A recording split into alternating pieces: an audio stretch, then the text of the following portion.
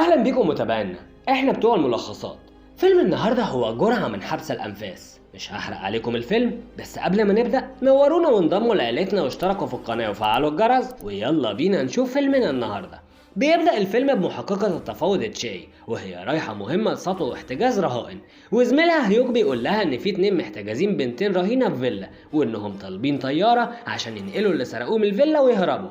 وبتقول لهم تشاي ان الموضوع بسيط جدا، لكن رئيسها جونج بيقول لها لا مش بسيط، واحنا طلبنا الدعم من القوات الخاصه، وبيقول لها انه حاول التفاوض معاهم ومفيش فايده. فبتقول له طب اديني اقل من نص ساعه، ولو ما حلتش الموضوع اقتحم. وبتروح للمجرمين وبتقول لهم دخلوني انا معيش اي سلاح، وبتدخل الفيلا وبيقولوا لها عايزين طياره حالا عشان نهرب احنا والمسروقات، وبتقول لهم موافقه بس سيبوا بنت من الاتنين عشان ننفذ لكم طلب قصاد طلب. وبيوافقوا فعلا، لكن للأسف القوات بتوصل وبتضرب نار عليهم، وبيتصاب المجرم الأول وبيخلص على البنت اللي معاه، والمجرم التاني بياخد الرهينة لجوه وبيحدف على تشاي قنبلة غاز، وبتقتحم القوات الفيلا، وبيكون المجرم هرب بعد ما خلص على البنت، وتشاي بتشوفها وبتنهار وبتحاول تلحقها، لكن للأسف بتكون ماتت. وتاني يوم بتروح تشاي تقدم استقالتها لانها تعبت من مناظر الدم والقتل، لكن الرئيس جونج بيقول لها انا محتاجك في الشغل، ولما ارجع من مهمتي اللي مسافر لها هديك اجازه طويله.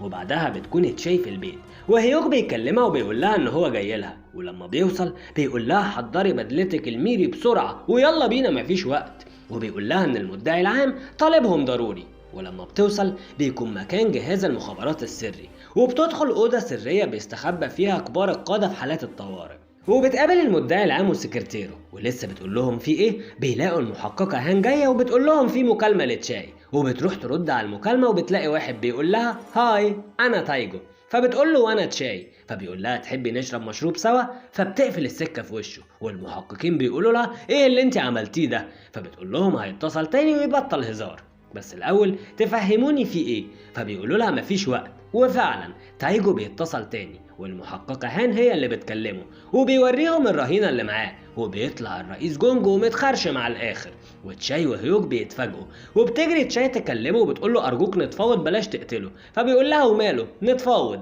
وبيسيب المسدس اللي في ايده وبيقول لها هتغدى بس وارجع لك تاني، وبيقفل السكة في وشها. والمحققة هان بتقول لهم ان تايجو مجرم خطير ومسجل خطر، وكمان معاه جنسية أجنبية، وبتقول لهم ان خطف الصحفي يون، ولما راح الرئيس جونج ينقذه خطفه هو كمان، وبعت لهم فيديو وهو محتجزهم، وبيقول لهم هاتولي المحققة تشاي.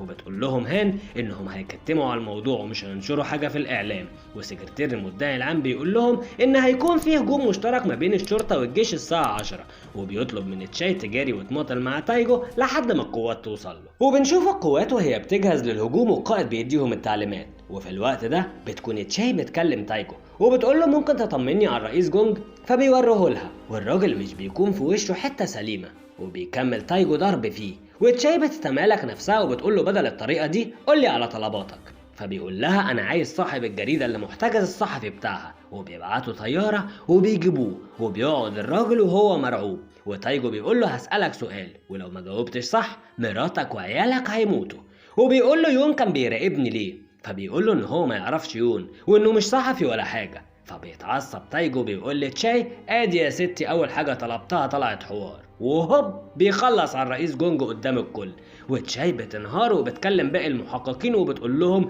ازاي معلومة زي دي معرفهاش، فبيتعصب عليها المدعي العام وبيقول لها تروح بيتها مهمتها انتهت خلاص. ولما بتنزل في عربية هيوك بتروح لها المحققة هان وبتقول لها ان يون عميل مخابرات مكلف بمراقبة تايجو لانه من اخطر تجار السلاح في اسيا كلها، وبتروح تشاي للمساعدين بتوعها وبتقول لهم عايز اعرف كل كبيرة وصغيرة عن تجار السلاح في اسيا كلها، وبنشوف ضباط المخابرات وهما بيحاولوا يتكلموا مع تايجو بس بيهددهم برهاين واطفال كتير، وبيقول لهم تشاي تيجي حالا يا هخلص عليهم كلهم، وبيرجعوا تشاي وفارقها، وبتدخل وهي كلها ثقة في نفسها، وبتقول لهم المجرم ده بتاعي ولازم اوقعه واجيب حق الرئيس جونج، وبترجع تتكلم مع تايجو وبتقول له خير طلبتني ليه تاني بعد اللي عملته، فبيقول لها هاتيلي صاحب شركة الكتريك وهتعرفي كل حاجة، وبيقول لها المحققين ان صاحب شركة الكتريك كان مشغل تايجو معاه وكان المساعد بتاعه في كل حاجة، ولما تايجو حب يسيبه ويشتغل لوحده بلغ عنه وكشفه للبوليس، وبيقول لها خدي بالك لأن صاحب شركة إلكتريك هو نفس المسؤول الكبير اللي بيمول عملياتنا العسكرية. وبنشوف الأوضة السرية فيها صاحب شركة إلكتريك ومعاه رئيس المخابرات ورئيس سلاح الطيران، وكمان معاهم رئيس أمن الدولة، وبيكونوا في انتظار الهجوم على مكان تايجو. وفي الوقت ده هيوك بيقابل صاحب الجريدة وبيقول له إن موضوع تايجو ليه علاقة بالمخابرات، وهيوك بيبلغ تشاي، وبعدها بتقعد مع صاحب شركة إلكتريك وبيكلموا تايجو.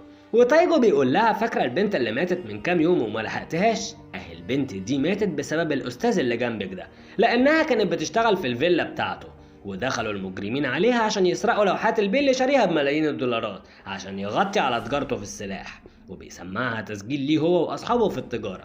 وتشاي بتقول له بس التسجيل بدون إذن من البوليس ما يبقاش دليل عليهم، فبيقول لها حلو هاتيلي بقى رئيس أمن الدولة وأنا هديك الدليل. ولما رئيس أمن الدولة بيسمع اسمه وشه بيصفر وبيقول لهم ايه التهريج ده، انا مش هروح لحد. وفي الوقت ده هيوك بيكلم تشاي تاني وبيقول لها ان رئيسهم جونج كان بياخد رشاوي عشان يداري على المسؤولين وانه ما طلعش شريف ولا ضحية لتايجو. وتشاي بتقول لتايجو قول لي مين اطراف القضية دي وانا هحقق فيها بنفسي، فبيقول لها انت مش قد الناس دول هاتيلي المدعي العام. هو بيجيله وبيتكلم معاه وتايجو بيقول له لو قلت لك اسامي تجار السلاح هتقبض عليهم؟ فالمدعي العام بيقول له طبعا. فتايجو بيقول له حتى لو كانوا فوق القانون؟ فبيقول له محدش فوق القانون. والكل بيتصدم لما بيلاقي تايجو طالع لايف من اول مكالمة ليهم، والناس كلها شايفة وسامعة كلامهم، والمسؤولين كلهم اتفضحوا. ورئيس امن الدولة بيقول لهم كفاية لحد كده، خلصوا على الولد ده وفي داهية الرهاين وشوفوا حد يشيل الليلة بدلنا. وتشاي بتقول لهم ده ما ينفعش، الرهاين فيهم اطفال. والسكرتير المدعي بيقول لها دي اوامر عليا واحنا عارفين بنعمل ايه. ووقتها هيوك بيجيب الزتونة كلها. استنوا بقى قبل ما اقول لكم الزتونة، انزلوا اشتركوا في القناة وفعلوا الجرس، يلا بينا بسرعة. المهم بقى صاحبك هيوك بيروح الفيلا اللي حصل فيها السطو من كام يوم وبيدعبس في الاوراق وبيلاقي صورة البنت اللي ماتت وانها كانت يتيمة في ملجأ. ولما بيروح الملجأ وبيطلب بياناتها بتطلع اخت تايجو. ودلوقتي بس فهمنا ان تايجو بيعمل كده عشان طار اخته وبيعرف تشاي بالمعلومات دي. وبيكون في الوقت ده القوات وصلت وقتلوا كل الرجاله اللي بتحمي المكان وكمان لغموا كل البيت. وبتشوف تشاي كل اللي بيحصل على الشاشه وتايجو بيقول لها رجالتكم وصلوا لكن انا كمان مفقع كل الناس اللي عندي. وتشاي بتقول لهم يوقفوا الهجوم، بس رئيس امن الدوله بيقول لهم يلا خلصونا بقى. وبيبدا الهجوم والمكان كله بيتحول لكتله نار. ورئيس امن الدوله بيقول ياه كابوس وانتهى اخيرا. وتشاي بتتفرج على الفيديوهات بتاعت تايجو وبتلاحظ ان وقت الشروق والغروب عنده نفس الوقت عندهم، وده معناه ان هو في كوريا مش بره زي ما هو خدعهم. وكمان المكان اللي فجروه ده كان فخ مش اكتر. وبتبلغ القيادات كلها وبنلاقي مرة واحدة تايجو داخل جاكي شان عليهم ومفخخ نفسه وبيضرب نار في كل حتة. وبيدخل الرؤساء في الأوضة السرية ورئيس أمن الدولة بيقول له يا ابني احنا اسفين والله، اطلب أي حاجة وهننفذها لك. وصاحب شركة إلكتريك بيقول له اللي بتعمله ده غلط، فبيروح تايجو ضربه بالنار. وتشاي بتوصل وبتقول له لا يا تايجو ما تبقاش مجرم زيهم وانا وعدك هفتح القضية والكل هيتحاسب واختك حقها هيرجع لها. والقوات كلها بتوصل للمبنى وتايجو بيقول لتشاي كان نفسي نشرب مشروب مع بعض، وهي بتقول له لا ما تعملش كده. وبيرفع مسدسه على رئيس امن الدولة لكن القناصة بتضرب على تايجو نار وبيتصفي دماغه وبيموت في ساعتها. والقوات بتكتشف ان جهاز المفجر بتاع تايجو ما كانش متوصل بقنابل اساسا. وتشاي بتكون منهارة وبيمشي بسرعة رئيس امن الدولة وبتلحقه تشاي وبتقول له انت لازم تتحاسب على كل اللي عملته ده. فبيقول لها العبي بعيد يا شاطرة وبيسيبها وبيمشي. وبعد فترة بتقعد تشاي مع هيوك عند قبر تايجو واخته وبتمسك الفلاشة اللي كانت مع تايجو وعليها كل بلاوي الناس الكبار وبتقدمها للمحكمة والكل بيتعرض للمحاكمة وبتشهد تشاي بكل اللي حصل وكل اللي شافته وعرفته. وبكده يكون خلص فيلمنا النهاردة. قد ايه الانتقام ممكن يعمل الانسان ويخليه يتصرف عكس طبيعته. لو عجبكم ملخصنا هستناكم تعملوا لايك للفيديو لان ده بيشجعنا جدا، وكمان ادعمونا واشتركوا في القناة وفعلوا الجرس عشان يوصلكم كل ملخصاتنا الجاية. اشوفكم الفيديو الجاي، سلام.